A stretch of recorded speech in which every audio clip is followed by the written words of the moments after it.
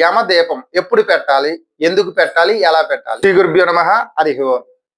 ఈ రోజు మనం తెలుసుకుందాం యమదీపం ఎప్పుడు పెట్టాలి, ఎందుకు పెట్టాలి, ఎలా పెట్టాలి. ఈ సంవత్సరం యమదీపం యొక్క ప్రత్యేకతలు ఏంటి అన్నది మనం ఈ వివరంగా చెప్తాను, తెలుసుకోండి.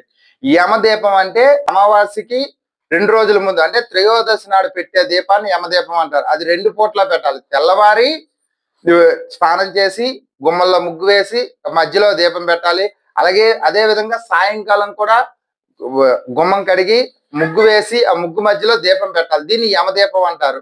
అదే విధంగా ఎందుకు చేయాలి, ఈ సంవత్సరం ప్రత్యేకత ఏంటి, ఎందుకు చేయాలి అంటే త్రయోదశి, అమావాస్య ముందు వచ్చే త్రయోదశి, దీపావళికి ముందు వచ్చే త్రయోదశి యమదీపం.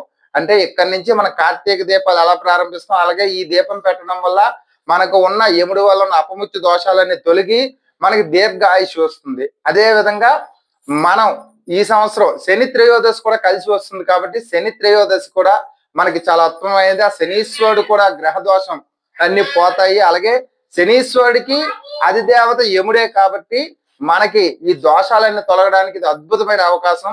ఈ రోజు అందరూ కూడా ఈ త్రయోదశి నాడు శనివారం నాడు తెల్లవారి సాయంకాలం 2 పూట్ల మన గుమ్మల్లో ముగ్గు వేసి దీపాలు పెడతారని చెప్పి అందరినీ కోరుకుంటున్నాం. అదే విధంగా ఇలా చేయడం వల్ల శనీశ్వరుడు యొక్క గ్రహం యొక్క మనకున్న బాధలన్నీ కూడా తొలుగుతాయి.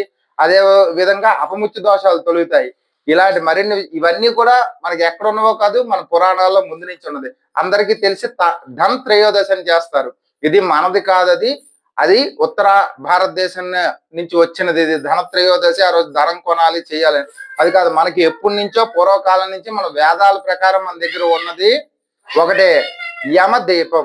దక్షిణ భారతదేశం అంతా పాటించేది యమదీపం. ఈ రోజు మనం చేయాల్సింది కూడా ఆ యముడికి ప్రీతికరంగా ఇది చేస్తే మన పితృదేవతలు కూడా సంతోషించి యమలోకంలో వాళ్ళకి సరైన మార్గం చూపెట్టడానికి దీపం కూడా ఉపయోగపడుతుంది. చాలా అద్భుతమైనది, మన వేదాల్లో ఉన్నది, శాస్త్రాల్లో ఉన్నది. కాబట్టి యమదీపం ఎప్పుడు పెట్టాలి, ఎలా పెట్టాలని చెప్పాను అనుకుంటున్నాను. ఇలాంటి మరిన్ని విషయాల కోసం మా ఛానల్ని సబ్స్క్రైబ్ చేసుకోండి. మరిన్ని వీడియోలు, ఈ వీడియోని లైక్ చేయండి. మరిన్ని వీడియోలు చేయడానికి మాకు ఉత్సాహాన్ని ఇవ్వండి. జై శ్రీరామ్, జై హింద్.